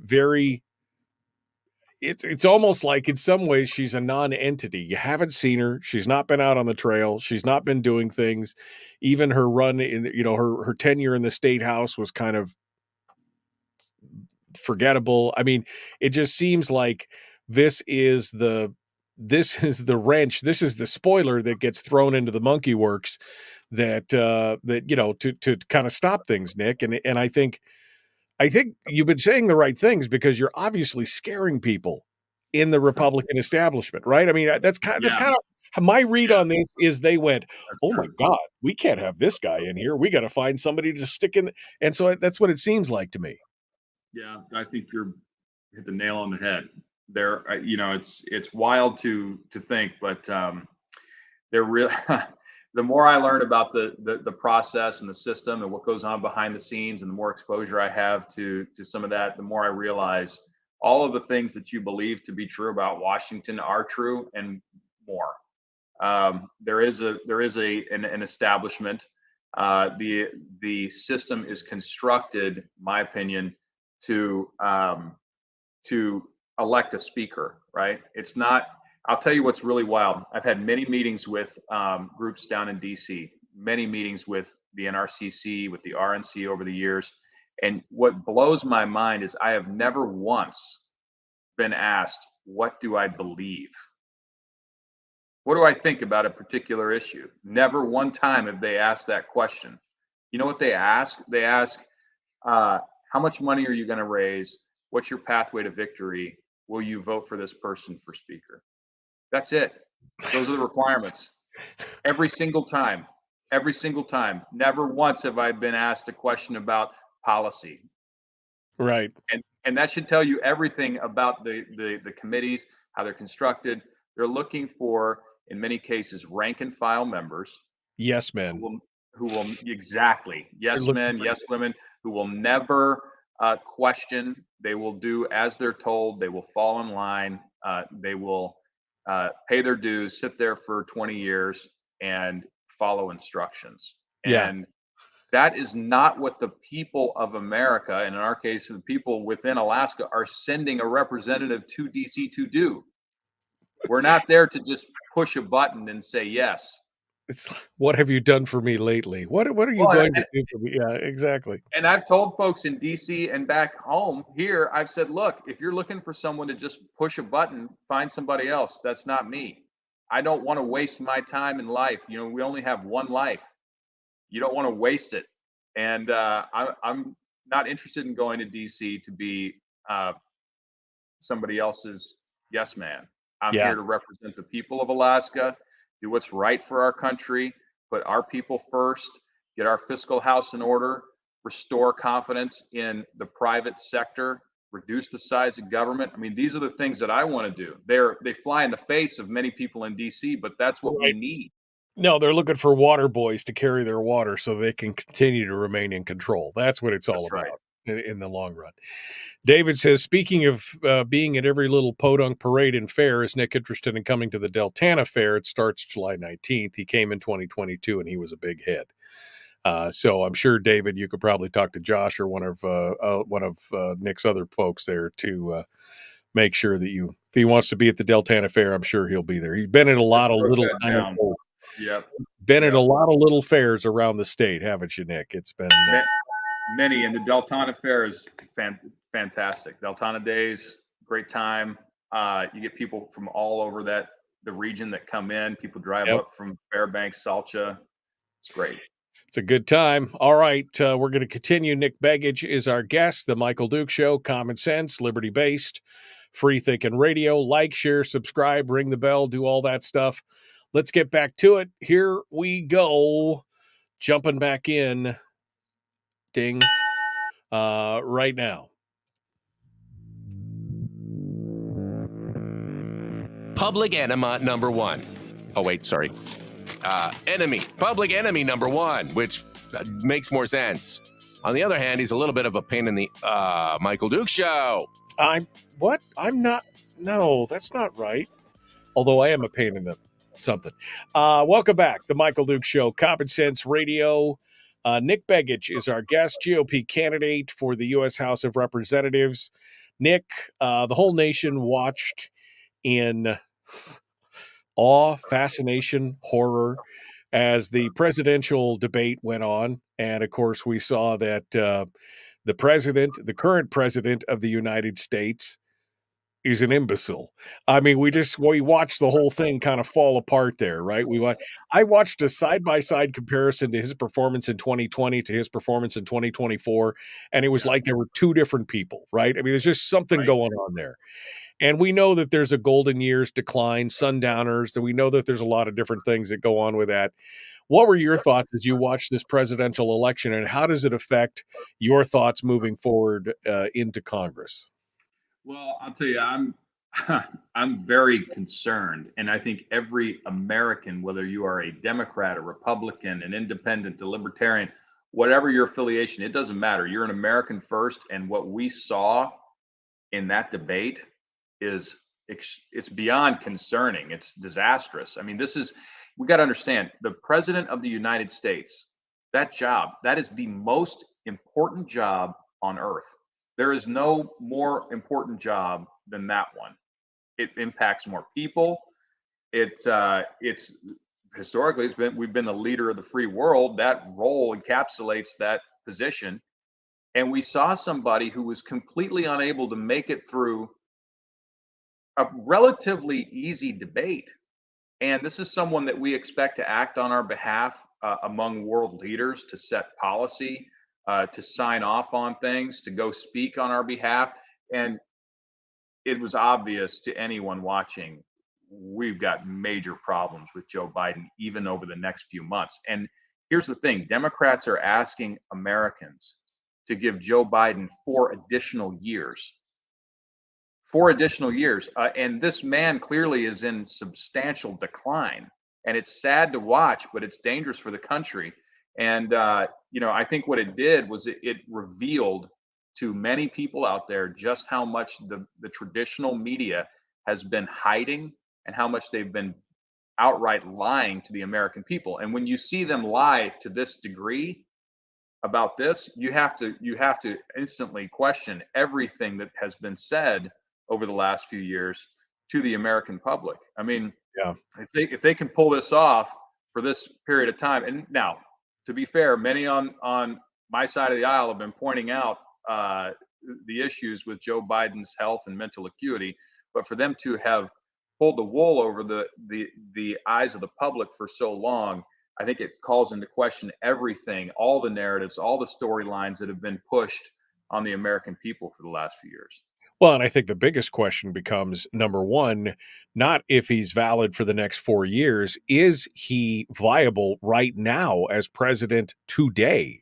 Some people question why there was not an immediate call for a 25th Amendment question on President Biden at this point. And then, of course, even the news media who've been protecting him and defending him for months came, it was a shock. It was a wake-up call for them to be able to see that. And members of his own party now calling for him to get out with no indication that he's going to get out. What does this mean for, moving forward? What do you think this is going to portend for the country moving forward in this election cycle? And how does it affect you in that regard? Well, I think as a nation, and I hope it's an opportunity that we take to say, hey, how we get our information and how we determine what the truth is absolutely central to a functioning republic. To our constitutional republic, we have to know the information that we're getting is accurate, it's complete, it's a representative portrayal of what the truth is, and we know that's not true. And we've got to break the media stranglehold on the flow of information. And I will tell you, I believe that happened a couple of years ago when Elon Musk purchased Twitter, now X, right? That platform, whether you're on it or not, it's a fantastic platform for getting information out there and bypassing the filter of the traditional media.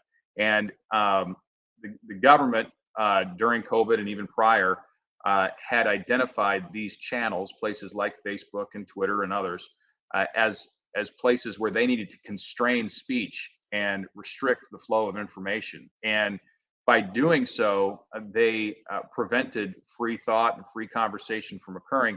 The fact that we have a place for that again has opened up the dialogue, not just there, but across other media channels as well. So I think that's really important. To get to the second part of your question, how does it impact this race? Well, Mary Peltola has been fully supportive of Joe Biden. She has been on the record multiple times saying that she believes, her words, that Joe Biden is one of the smartest, sharpest people that she has met in DC. We know that's nonsense. Okay, that is absurd. And we see that it is absurd, but that is the Democrat talking point. And she loyally went forward with the Democrat talking point and has done so on more than one occasion. And so the reality is, again, if she has been willing to pass that, we'll call it a falsehood, onto Alaskans and the public at large, what other things is she willing to be disingenuous about? And again, I think it impacts the race a great deal. She had an interview here with Fairbanks Daily News Miner over the weekend, and she went from fully endorsing the president, saying that he was one of the smartest, sharpest people she'd met in DC, to now saying, well, it doesn't matter what she thinks and the public will decide, and her opinion is irrelevant. Her words. Right. And just like many Democrats across the country, she's running from her prior statements, doesn't want to be held accountable for it, doesn't want to explain what happened, what's the difference. She's clamming up. She's letting her campaign team proceed with the plan as architected, and she's moving on. So I think the Democrats, they're running from Joe Biden. Their support for him, they're going to pay a price for that, because I think people recognize, hey, we don't expect the people we send to DC to come back home and straight up lie to our faces about what's going on down there. Right. Well, and one of the things, of course, that Biden has been very vocal about and very active about, of course, is restricting the development of Alaskan resources. His stated purpose, and of course, one of the things that was highlighted by many people in defense of Biden is, well, he's got a great team around him. He may be incompetent, essentially. He may be incompetent, but he's got a great team and a great staff around him. Basically, saying that he is the Muppet in chief, which is what I've been saying for so long, that somebody else is talking out of, and that's a scary thing, because you have unelected bureaucrats now who are accountable to no one, taking an official elected president of the United States and directing his policies to the detriment of Alaska. And that's a very dangerous thing. Well, and I tell people, let's think about this.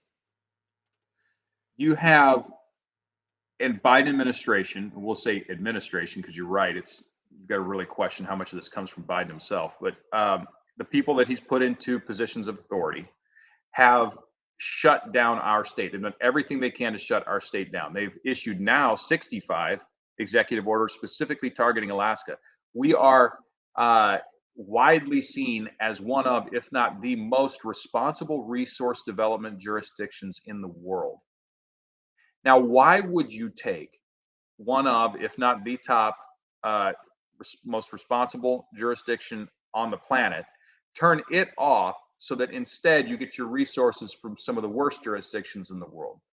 You can't tell me it's about the environment, because it's not.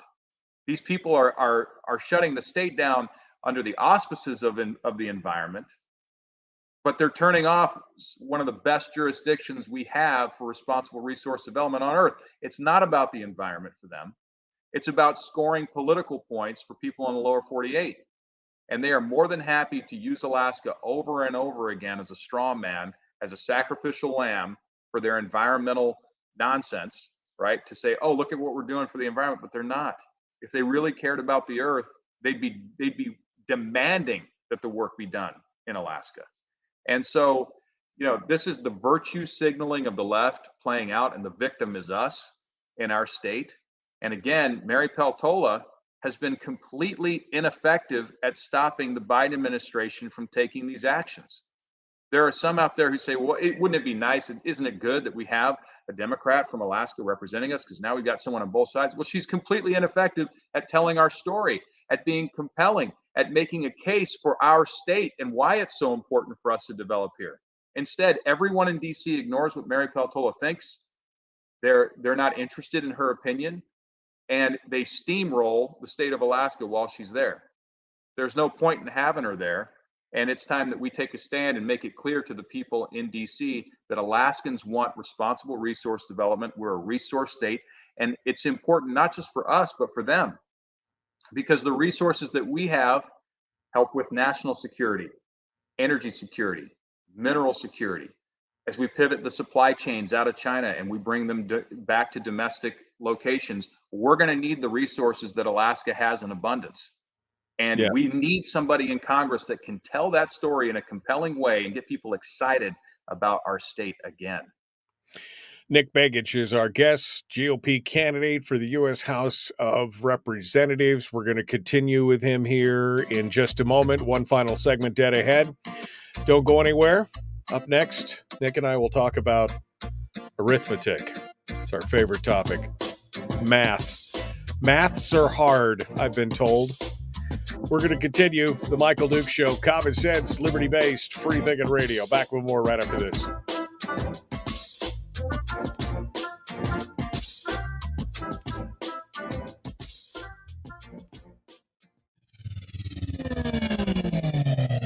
Now you're cooking with gas. The Michael Duke Show.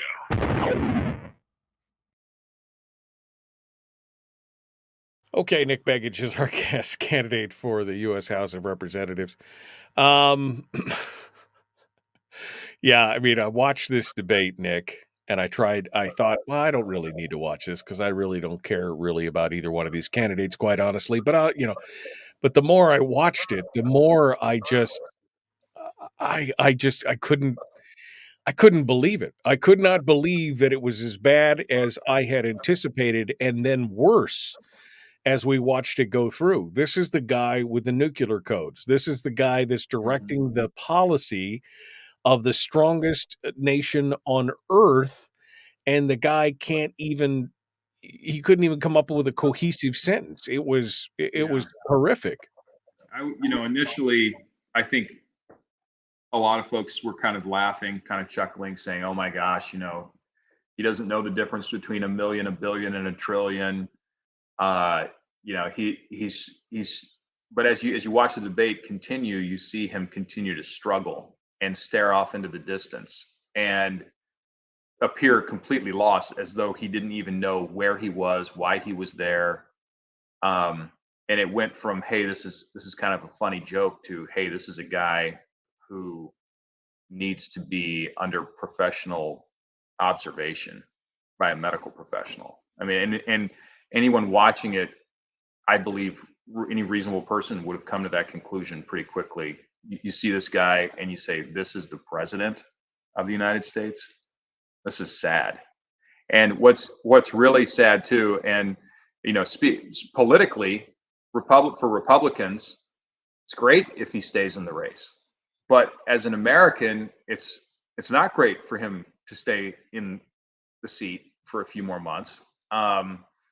It's why we have the 25th Amendment for these situations. And no, I mean, what can be said? This is terrible. We've seen this over and over again with people who spend their entire career in politics,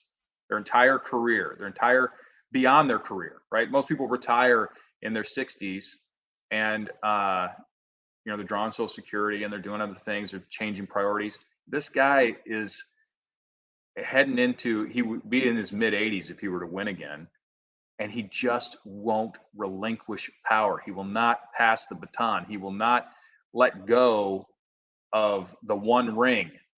This guy is just hanging on, and the reality is, this seems like a common problem, because we've seen the same thing here in the state, right? I mean, this is the same thing. Don Young kept saying, "Oh yeah, I'll pass her. Oh yeah, I'll pass her." He's 80 something years old and finally dies in office. That's what a lot of these guys are doing these days, because they refuse to give up the one ring. One of the most important parts of leadership is training up the next successive generation of leadership. That's the final act of a solid leader, is to train up the person or people that should replace that person.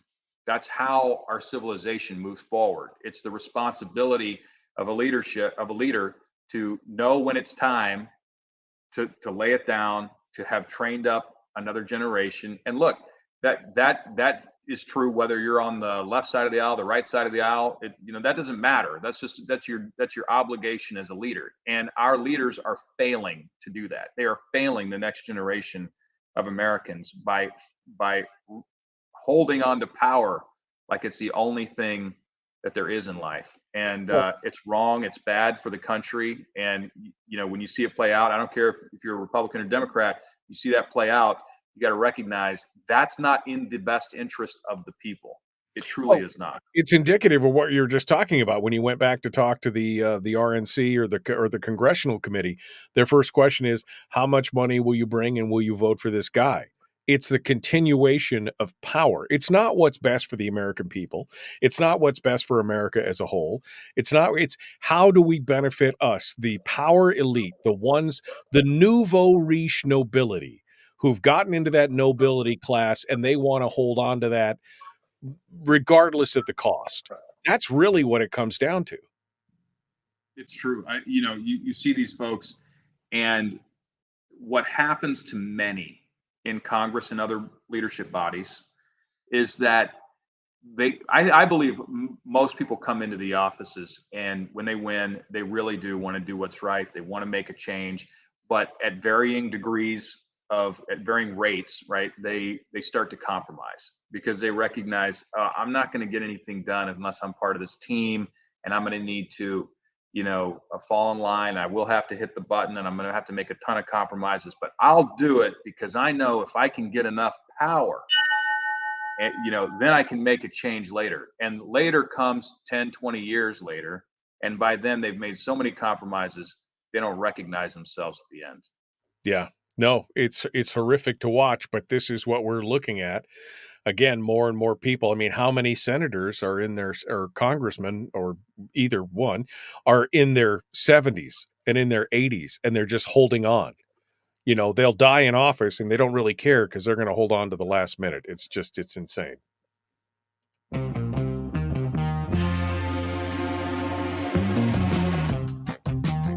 The Michael Duke Show. Seriously humorous with a pinch of intellect. Sorry. That is humorous. Here's Michael Dukes. That guy is so mean. I just don't know why he's so mean all the time. Nick Begich is our guest candidate for the U.S. House of Representatives on the GOP ticket.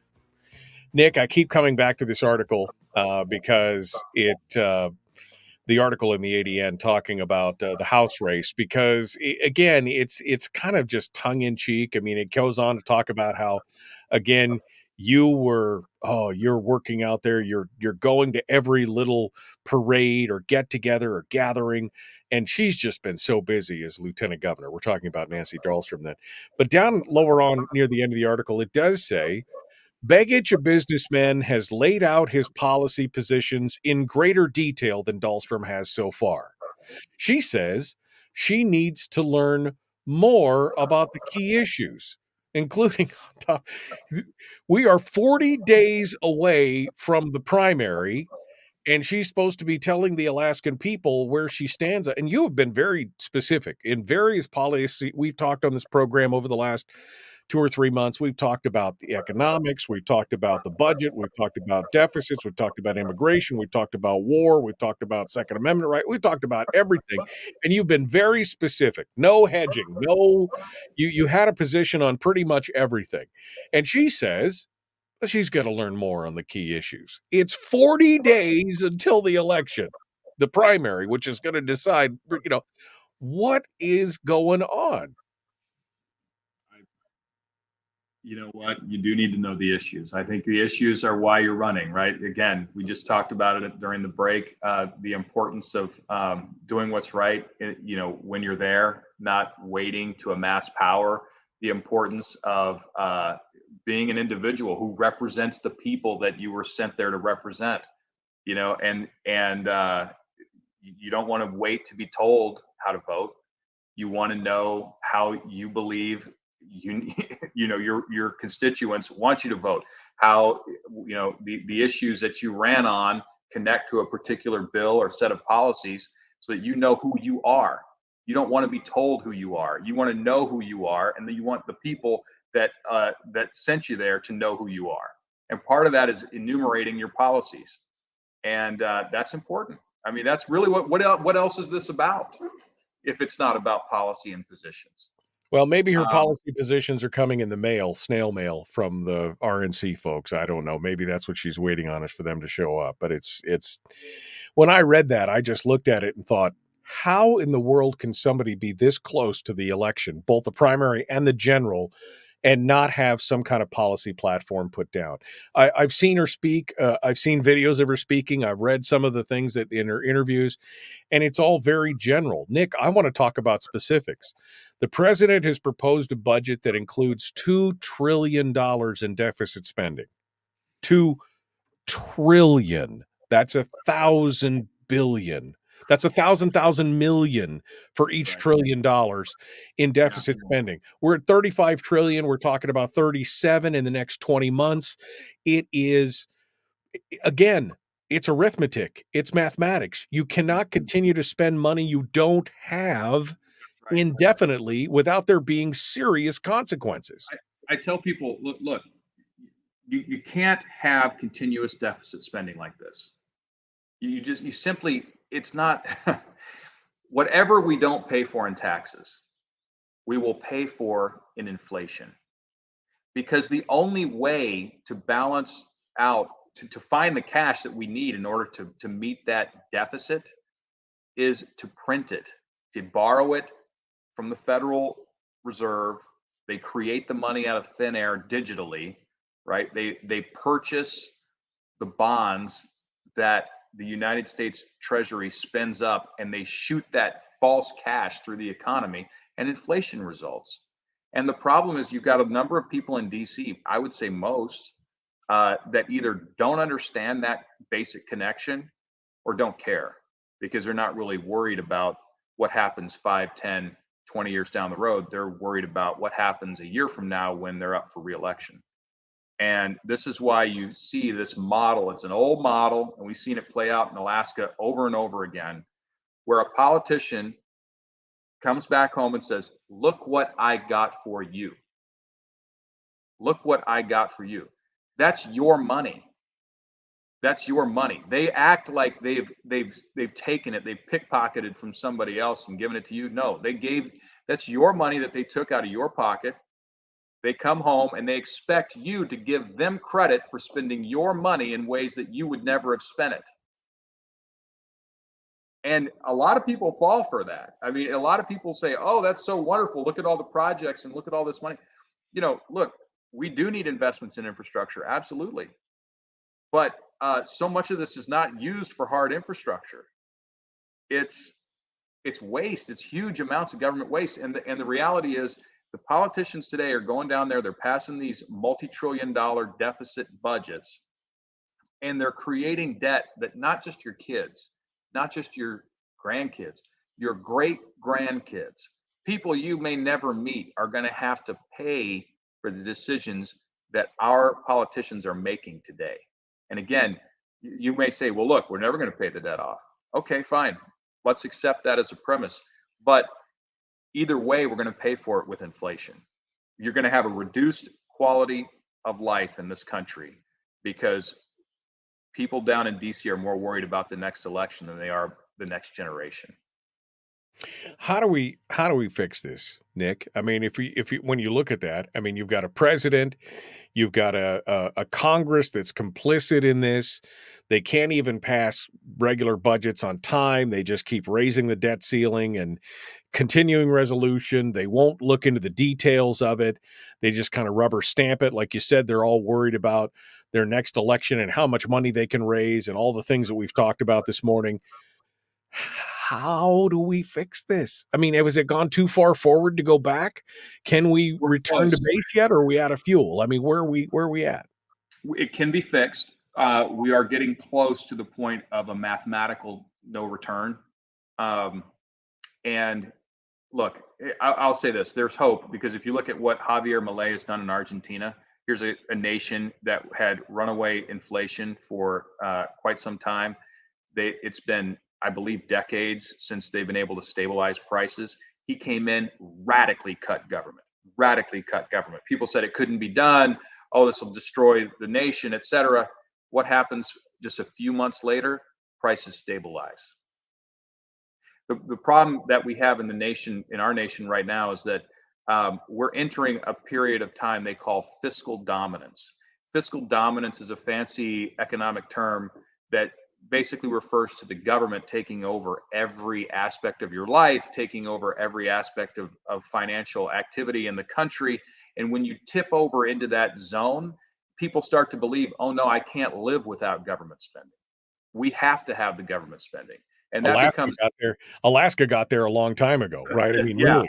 And it's a real problem. I mean, it's a huge problem when the mentality and the mindset of the public shifts into that concept. You're headed for a dramatic spiral down, because there will never be enough money from government to solve all of the world's problems, to solve all of our personal problems. You can't print enough money to do that, because again, as you print excess cash, inflation takes over. Then you have to print excess cash, which drives more inflation. It's a spiral that so many other economies around the world have gone through for thousands of years. We've seen it play out. And we have to put a stop to it right now. So to get specific on how we would solve the problem, number one, interest rates were near 0% for years, and the Fed artificially juiced those rates past at the Fed funds rate.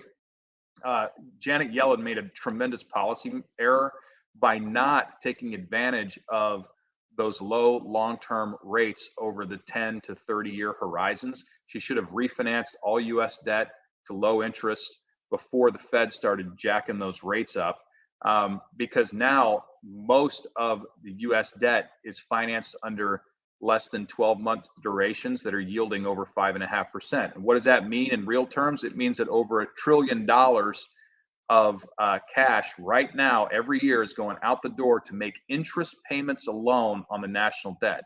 So when you talk about a $2 trillion deficit, half of that is just interest payments that should have been refinanced at lower rates. So we need lower rates.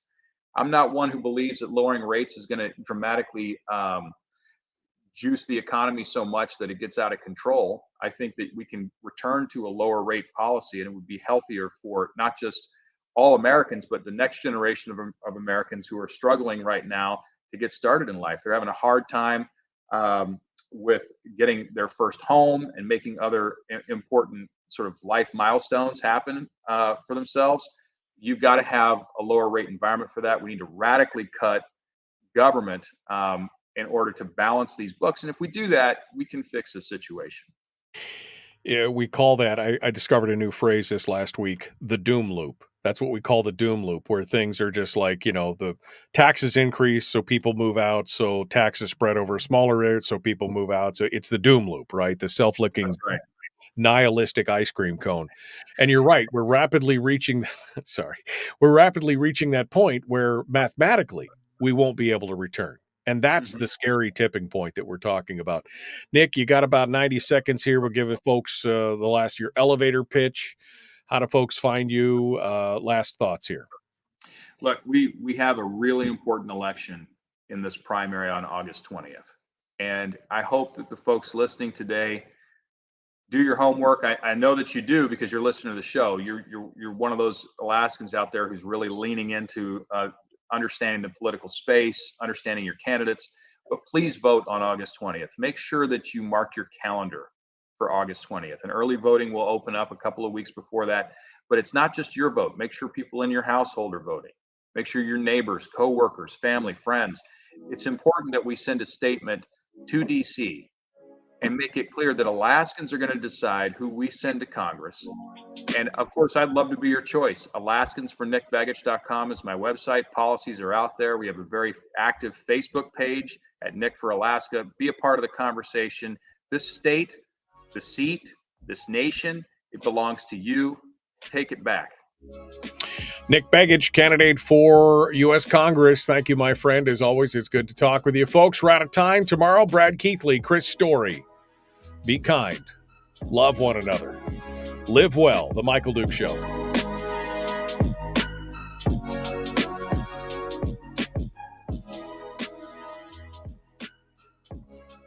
I read that phrase and I thought, doom loop. Oh, it's perfect. That's exactly what and that's exactly what you're talking about here.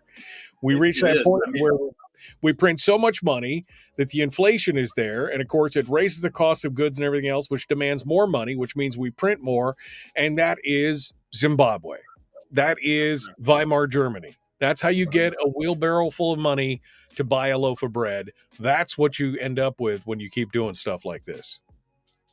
Absolutely. I mean, I used to work at Ford Motor Company in the Detroit area, Dearborn, Michigan, at headquarters there. And, that Detroit is a perfect example of this, where you have a thriving city, things are great. People get into control. They say, hey, we need more public works. We need, higher contracts with different groups that are, working for the city, whatever it is, right? Generous pensions. And that tax burden goes up, and it gets to a point where some of the wealthier people say, this is not great for me. I'm going to leave. And they leave, but the system does not change. Those obligations are locked in stone. And so they're spread over a smaller tax base, and it gets harder and harder for people. We see this play out right now in places like Chicago, right? In certain areas of California, and certainly as it relates to the state government, all of the state of California, and people are fleeing. And you say, oh, that's just a few rich people. No, it works its way down the chain all the way down until you get into sort of, middle class, all layers of the middle class, and they bail. And the entire city goes, I mean, in some cases, they literally will file for bankruptcy and they have to reset. And it's so obvious that that is where we are headed as a country. It's stunning and sad that the people that we elect either don't understand it or don't care enough about it to actually say enough. The problem is in DC, let's say just today, we went to all the members of Congress and said, I'll tell you what, tell us your top 10 priorities. And we got a list. And let's just pretend for a moment that that list is about 1,000 items long. Say, okay, we're going to do a one-time omnibus package. We're going to pass it all. We're going to get it all done. And then we're going to have fiscal discipline because now we've done it all.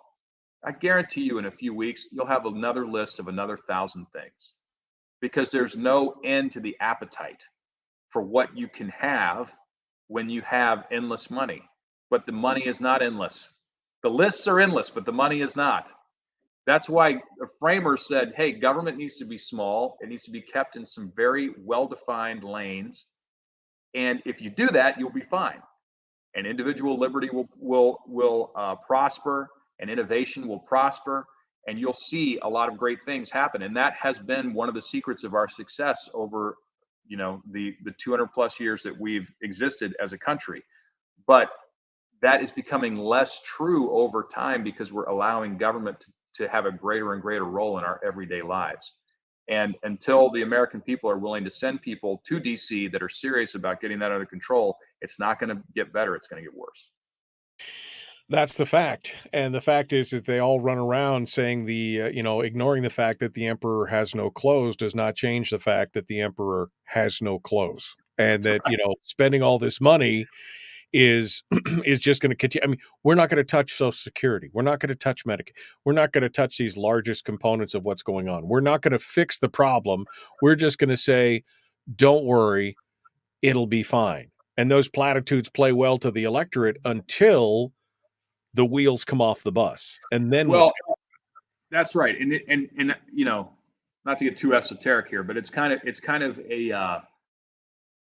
it's a symptom of the human mind. Okay.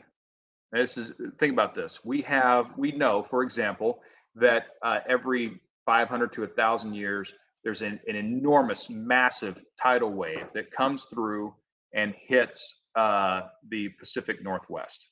That's a known thing. It's in the geologic record. We can see it going back. We say, wow, there's this massive tidal wave will come in and destroy areas of the coast. And yet we build these giant cities in these areas, right? Now, every 500 to 1,000 years, well, that's every, let's call it 10 to 15 lifetimes.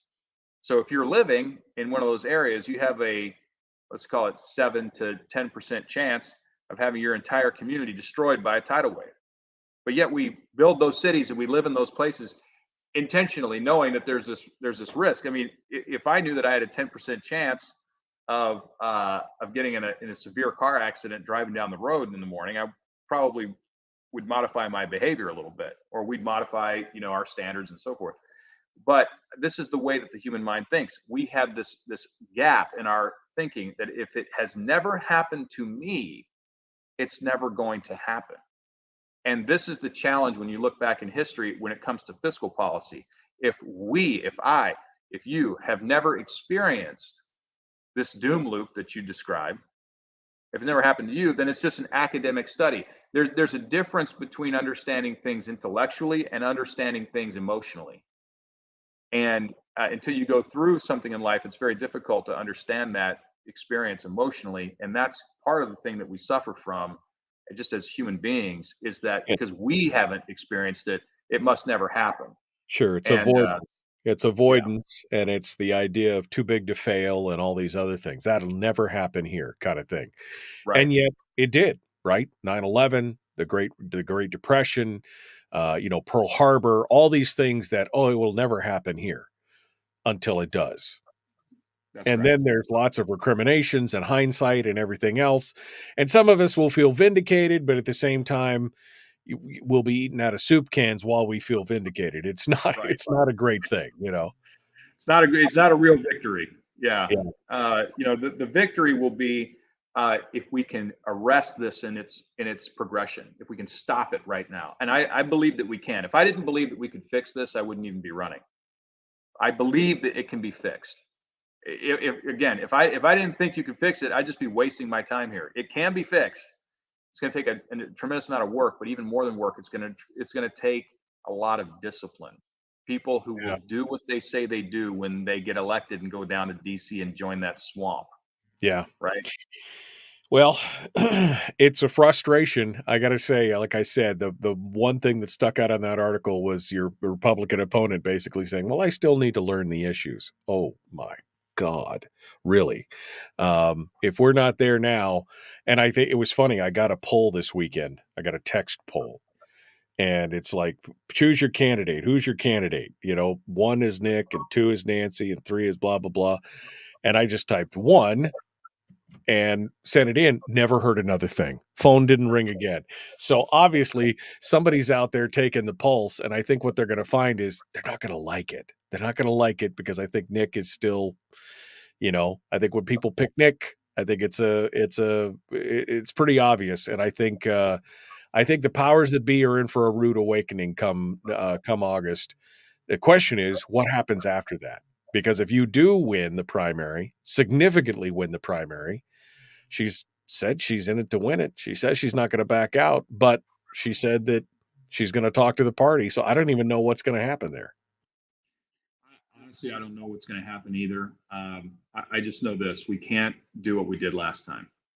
That is going to result in the same outcome.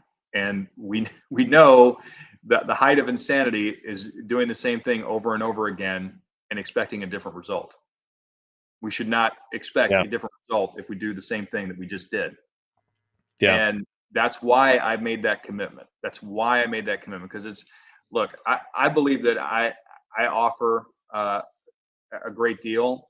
I believe that I will inject some new thinking and a different character to Alaska's representation in DC. But at the end of the day, I don't like the way that Mary Peltola is voting. I don't like the things that she's being supportive of. I don't like her ineffectiveness. And so I'm more than willing to step aside if the people vote in this primary and show that they want somebody else on my side of the aisle to be there. Fine. It doesn't have to be me. But what I don't want to see is Mary Peltola continue in that seat.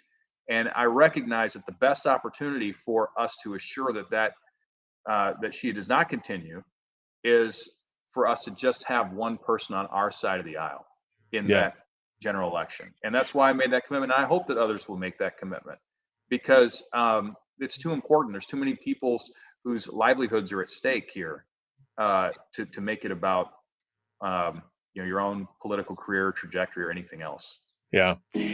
It's frustrating, but we'll see what happens. Nick Begich, candidate for U.S. House. Thank you, my friend. As always, it's great to talk with you. We'll talk to you again here soon. Thanks, Michael. Thanks, everybody. Have a great week. You got 5 days. Make it your best. 5 days of raw badness. It's going to be good. All right. Thank you, Nick. Appreciate it. Thank you. All right, folks. That does it for me today. I got to go. Tomorrow, Chris Story and Brad Keithley. We will continue tomorrow. Be kind, love one another, live well. Have a great day. We'll see you then.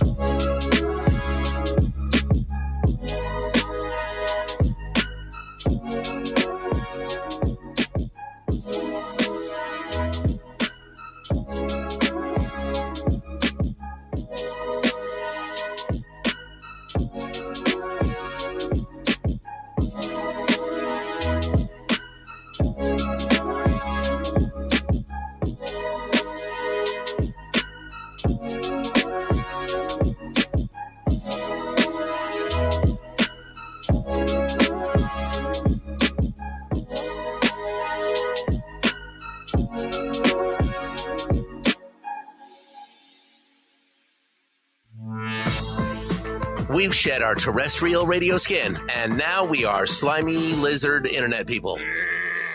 It's the Michael Duke Show.